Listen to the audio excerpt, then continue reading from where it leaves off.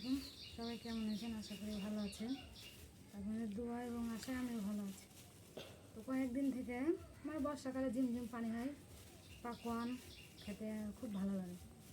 আমার না পছন্দের একটা খাবার, যে ঝিমঝিম পানি আবার গরম গরম পাকোয়ান মস্ত হবে আর খেতে ভালো লাগবে। তো আসলে কদিন থেকে পানি হয়েছে, করবো করে করাই হয়েছে না। তো আমি সেটা আজ করে নিই, তাই যে আটা সানতে এসেছি।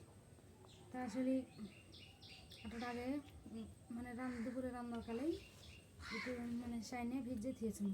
এখন আবার সুন্দর করে চিনি দিয়ে লাড়ে ফেটে আবার একটু পানি দেবো, দিয়ে করবো।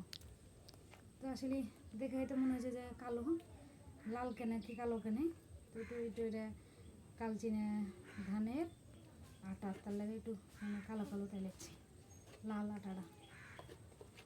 তো এরকম করে সুন্দর করে ফেটে এখানে করলে আর আটার আগে ভিজে দিলে সুন্দর দুপুরে দিয়ে ফুলে।